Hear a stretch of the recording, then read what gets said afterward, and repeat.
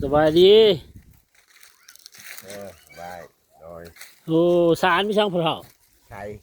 สารใส่คือใหญ่แท้บ้านอย่างก็ดีพอเท่าบาดปื้อว่าบ้านปือเออเอาคือป้ายเฮือนคือว่าบ้านตองบ่เอ้ยบ้านตองแล้วรวมพบาลเออองค์การนะคันว่าคุ้มปื้อเนาะโอ้วันนี้พอเท่าซื้ออย่างพอเท่าแล้วฮะแล้ว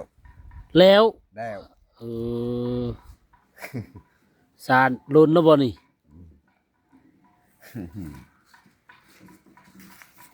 ว่าสิพา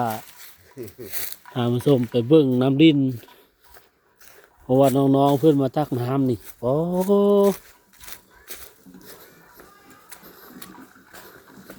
นี่นะก็มาตักน้ำเลยฮะนี่โอ้มาแห้งเนาะเจ้าก็มาตักขมือบ่ล่ะโอ้นี่ไปแล้วนะเพื่อนไปแล้วเนาะทาเลยเด้อนี่สาวน้อยเล็กเพิ่นมาซาเครื่องพี่น้องอยากอาบก็มาอาบนี่เนาะโอ้คือว่าสบายเติมหนึ่งน้ำลิ้นนี่บ่แห้งเลยบ่แห้งเนาะใช้ตลอดเลยเนาะยามแรงยามฝนก็ใช้สะดวกเนาะนี่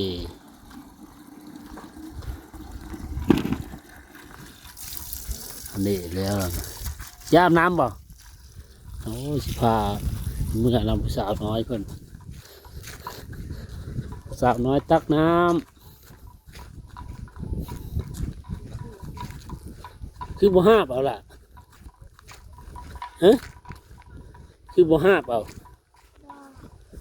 หิวเอามันสบายเนาะดูเสียเฮือนเจ้าไก่บ่ไก่นี่เนาะตอนเช้าตอนแรงตักตลอดเลยกินก็กินน้ำดิ้นนี่บ่เอาเมื่อต้มกินเนาะ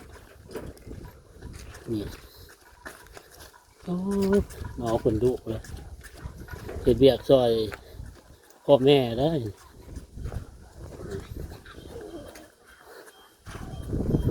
ใช้เงินเจ้าฮะนี้แหละอายเจ้าบอกเมื่อกี้นี่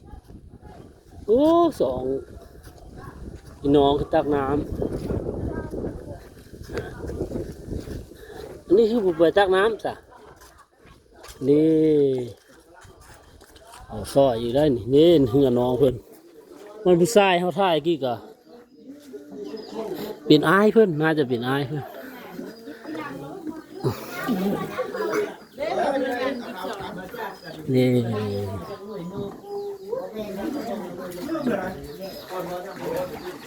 นี่